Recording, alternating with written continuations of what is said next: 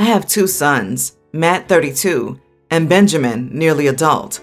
Matt is my stepson, my wife's bio son, and Benjamin is my biological son. He and Matt are not close due to the age gap and because they don't live in the same house, but they're cordial to each other. Matt is married and he and his wife have infertility issues that they've been struggling with for years. Benjamin is known for his sense of humor, but I don't think he's funny. He's focused on making comments about / teasing Matt and his wife, such as I don't know what it's like to have a niece or nephew, and probably never will. Or, the age gap between me and y'all makes people assume I'm your son. It's hurtful for Matt, so I told Benjamin to tune it down, but to no avail. Last week we celebrated Matt's birthday at my house. Matt is like a happy child when it comes to presents. He liked all the gifts we got him, except Benjamin. Benjamin brought a gift and handed it to Matt. Matt said, "Thanks, I appreciate the effort." Benjamin said he could open it, and Matt quickly unwrapped the gift and revealed a red t-shirt with the words, "Best Dad Ever" on it. He and his wife looked at each other. I felt terrible. I kept shaking my head as Benjamin laughed, telling him to try it on so everyone could see how it looked on him. Matt and his wife were upset. My wife and family were silent. I got in an argument with Benjamin as Matt and his wife got ready to leave. Benjamin acted dumb when I asked him what was he thinking, pulling this stunt and offending Matt like that. He said there are literally thousands of people wearing t-shirts that say a lot of stuff, and that in no way means that they insult the person wearing them.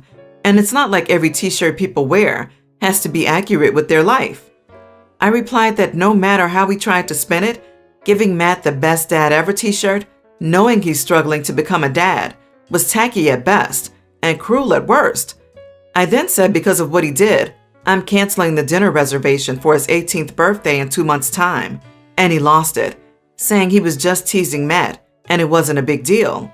He tried to negotiate, but I shut it down. He called his uncle and aunt, who treated him as their son and made excuses for him. I argued with his uncle after he said I shouldn't cancel Benjamin's birthday dinner over a teasing gift, and that it wasn't his fault some people are hypersensitive and can't take a joke. I refused to discuss it after many more family members asked me to let it go and told them they were free to host his birthday instead. Am I the idiot? Not the idiot. I'm glad you're not tolerating his humor. Your son is upset over infertility issues, and from personal experience, infertility is an expensive and emotional roller coaster. Getting him that gift was insensitive, and I'm glad you called him out for his behavior. He ruined his stepbrother's birthday, so now he's reaping what he sowed. A punishment 2 months away? This horrible action needs immediate and severe repercussions, in addition to canceling his birthday celebration. Anything of value needs to be stripped away from him now. His phone, grounding, whatever. Geez, this kid needs some serious help. I'm curious, what are his friends like? Does he bully other people in school as well, or just his stepbrother? He needs to understand by whatever means necessary, and if he can't, well, that's a whole other psychopathic problem. Not the idiot, but only if you shut that crap down every single time, now, and don't offer to let other people host his birthday. You are the idiot. What your son did was wrong, and he deserves to be punished. However, I don't understand why you aren't punishing him immediately by taking away his phone, electronics, or grounding him. Instead, your idea of appropriate punishment is to wait 2 months and then not celebrate his birthday with him? Did you ever think Benjamin may be acting out because he feels jealous of Matt? Do you happen to have a close relationship with Matt? It doesn't excuse what he did, but he is still your son, and I can't imagine not wanting to celebrate the day my child was born. So my wife's friend has a wedding coming up this Sunday that is a few hours away from where we live. The bride is a close friend of my wife's from college, but I've only met her a handful of times, and to be honest, she kinda sucks. So when we RSVP'd a year ago, I wasn't exactly thrilled to be traveling 3 hours and spending hundreds of dollars for someone I don't even really like. The other thing is, when I RSVP'd a year ago, the NFL schedule wasn't out. I know that sounds silly, but this is a special week in sports history for anyone who follows football because Tom Brady is returning to play the New England Patriots. I won't get further into the drama, but suffice it to say, this game is monumental and will be literally historical. This is a once-in-a-lifetime game for any football fan, especially for a diehard Patriots fan like myself. I can't miss it. To be honest, I forgot about the wedding day until a few weeks ago, and when I realized the date, I was devastated, but I didn't know how to approach the wife. I knew it would look bad, so last week, I reached out to her gay best friend Tito and asked if he had any plans for this Sunday. He didn't, and was actually thrilled at the idea of accompanying my wife as a +1 because he loves dancing. So I floated this to her, and she flipped her lid. She told me it was rude and disrespectful, and downplayed the game's importance just like I knew she would. I told her Tito was happy to attend, but she just gawked at me and then started crying. I know I look like the idiot here, but am I? I'm not friends with the bride. My wife is. And watching Brady growing up has affected my life more than the bride ever has or ever will. I also get that bailing on the wedding cost the bride and groom money, so I went out of my way to find a replacement to prevent that. I told my wife she could tell the bride I was sick, and nobody's going to question that these days, but she's still livid. So am I the idiot, or am I falling victim to a belief system that simply views football as a stupid game and nothing more? Like I said, this game is once in a lifetime, something I tell my kids about. Edit, I'm not going to the game, I'm watching it on TV. You are the idiot. It doesn't matter how much you like this friend of your wife's or how well you know her. This is part of being married. You go to events because you are a good partner, not necessarily because you want to go yourself. I'm a huge football fan too, and while this game is historical, it's still just a week 4 regular season game. If you want to see it, then record it and watch it later. There is nothing about it that will be spoiled by not being able to watch it live. This, he says it's once in a lifetime, one he'll tell his kids about.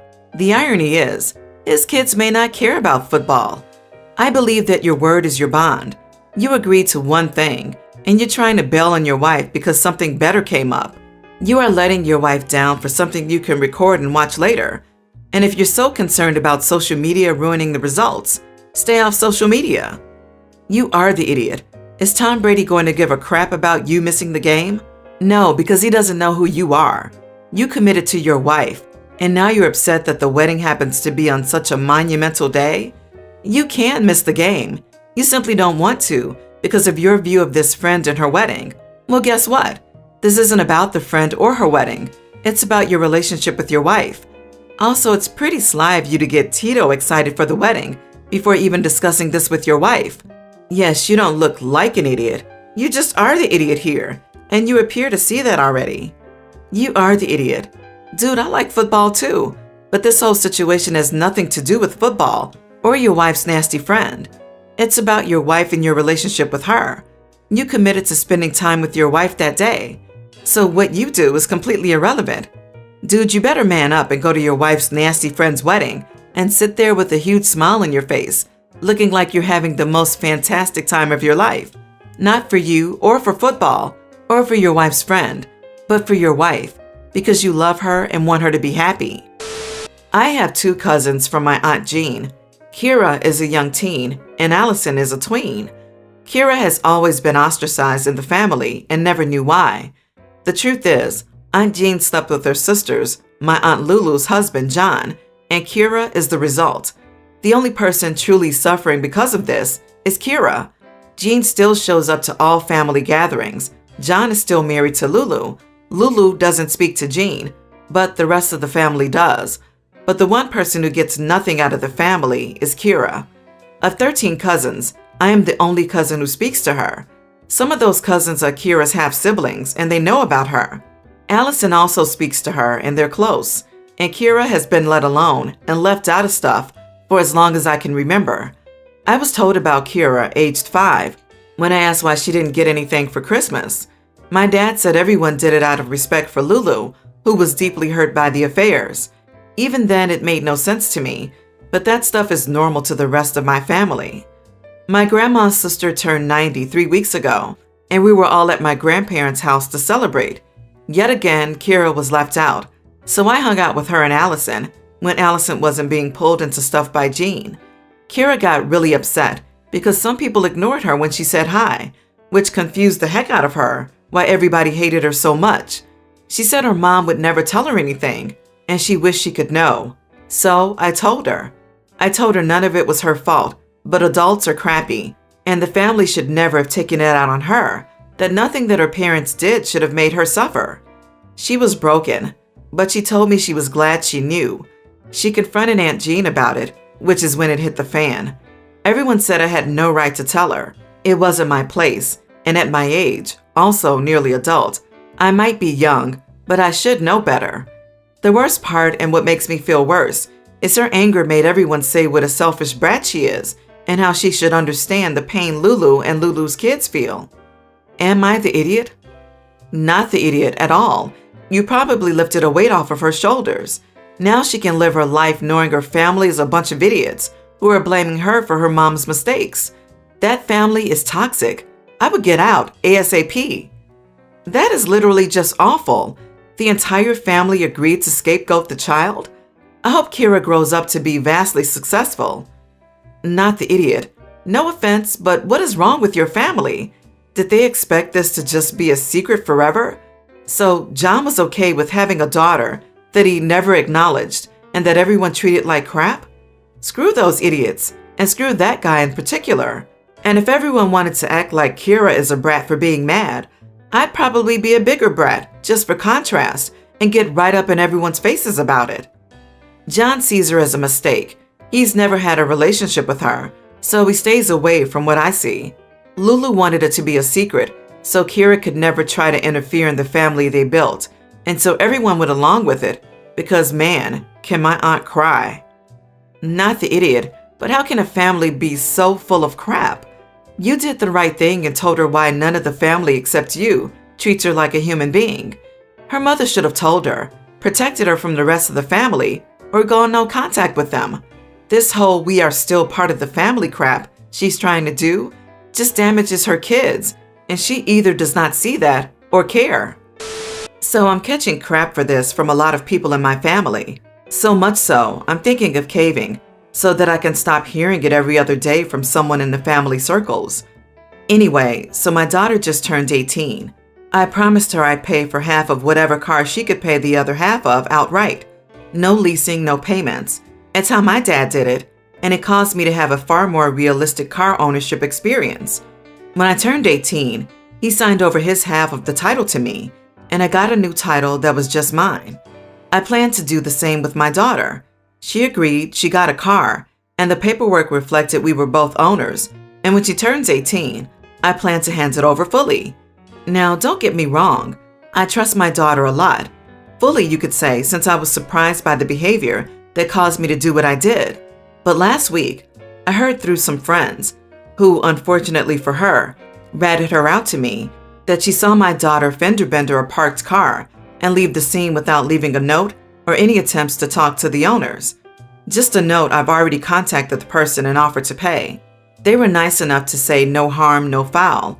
The damage was to a beater they owned for years, so all in all, no big deal. Everyone's whole. But I'm not happy with my daughter's behavior. I didn't raise her to be dishonest or to react out of fear of consequences. I understand the feelings she probably went through, but with a vehicle comes a responsibility that she needs to learn now instead of later when it becomes an acceptable habit. That being said, I removed a necessary component from the car that makes it entirely unable to drive. I was honest with my why, and my daughter seemed surprised I knew what happened. My wife, unhappy, thinks I went overboard. I said all you have to do to get the car back is go to the person you wronged and apologize and offer to pay for the problem. But she's refusing, and she's holding her ground, so I plan to as well.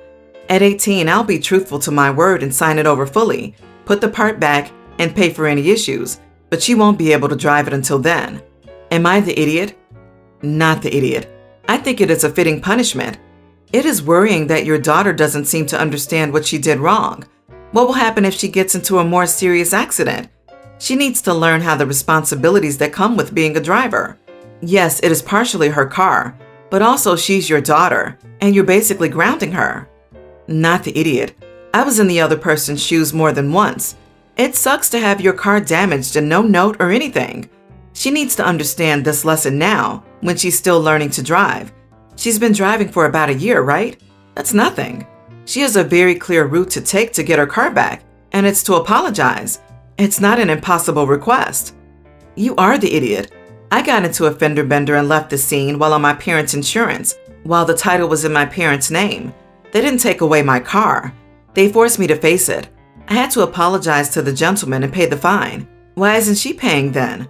By taking her car, you're showing that you don't trust her. Did you ever ask her side of the story or your wife? Yes, her actions need consequences, but you just put the burden on you and your wife. I got married 4 months ago, and we were very fortunate that my father-in-law allowed us to host the wedding at his ancestral home. The property and surrounding area are stunning, so perfect for a wedding. Now my friend Amy asked me to ask my father-in-law to use the property for her upcoming wedding. The problem is, I don't want to ask him. Amy is marrying my husband's cousin, James, who she met for the first time at my wedding. She's pregnant, and they assumed this would appease both her and James' conservative families. Unfortunately, it hasn't had that effect on my in-laws.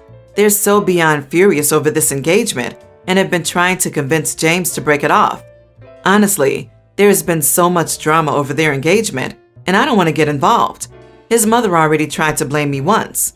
She's been begging me to ask, since she's under so much stress and is having difficulty planning a wedding, especially finding a venue in such a short time frame. She should ask James to ask him since he's the uncle and not me. Amy is furious with me because she thinks my father-in-law will say yes if I ask him, but it would be a no for James. Honestly, she has a point, but I still don't want to ask. Am I the idiot for refusing even to ask? Oh my God, no. Just stay out of it. This sounds like a train wreck in slow motion, and you are very sensible with this decision. You are sensing multiple attempts at manipulating and pressuring you, and you are quite rightly resisting. James is related. He's the only one that should ask. Not the idiot, and I don't care if she has a point, not your problem. They met for the first time 4 months ago. She's already pregnant, and they're rushing to get married? This does not feel like slow motion. This sounds like a messy situation that OP should stay out of.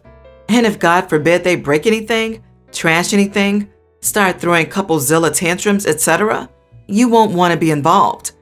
If the family isn't too fond of this couple, or Amy, why would she even want to get married at their home? My pride would lead me to elope before I asked anyone who disliked me for a favor. Not the idiot. You're right. It's for James to ask, not you. Does your friend think if she has her wedding there, it'll magically make James' family accept the marriage? But I seriously need to know how you get the blame for their pregnancy. Let me guess, you introduced them, so it's your fault? What happened was, when we got invited to dinner by James' parents, James arrived late. But before he got there, they were having a family meeting about what they were going to do about his engagement. They kept saying horrible things about Amy, and I had enough. So I defended her, and his mother said it was my fault that they even met and that I had probably planned it with Amy from the start, that I probably encouraged her to get pregnant and that she never thought I was one of those types of girls. But clearly, she had been wrong. She probably would have kept going if my husband and father-in-law didn't tell her to stop. I think Amy just liked the venue. On the day of my wedding, she told me she wanted her wedding there too when she got married.